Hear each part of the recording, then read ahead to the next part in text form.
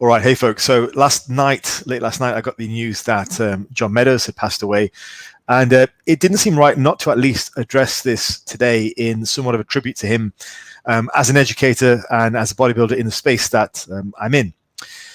So yeah, he passed on at age 49, apparently peacefully in his sleep at home. Now, there are various sort of news reports from More Plates, More Dates, which indicated it was a pulmonary embolism. That hasn't been confirmed on his official Facebook, so we're not too sure where he got that information from. But in any case, devastating news. What I wanted to talk about a bit was the quality of his information and the quality of him as a man. He was one of those guys in the social media space who managed to maintain a level of niceness, which you just don't see very often.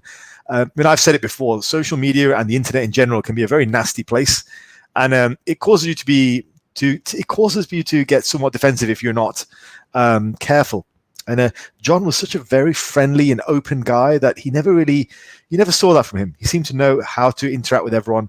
And I don't think I've met anyone who disliked him as a person. You couldn't help but like his positivity, and his information was top notch. He was a well-proven bodybuilder and coach and athlete, so his information was of the highest quality. And on top of that, he was just such a likable person. His way of presenting information was amazing. So it's no wonder he was such a success in the time that he had.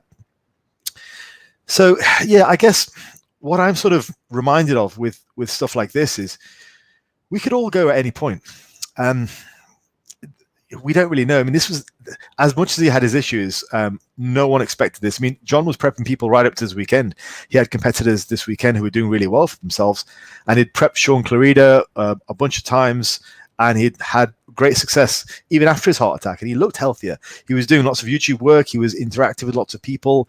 He was on social media. He was mingling with everyone, and so apparently he seemed he was doing really well. So I guess we don't really know when we're going to go. And if there's anything we can learn from with regards to John is just treating people well and using the time you've got productively and just being a nice person and not going out of your way to harm other people. And I think it's highly important to ensure that we're not speculating on what happened to him, because that doesn't help anyone, doesn't help his family at all.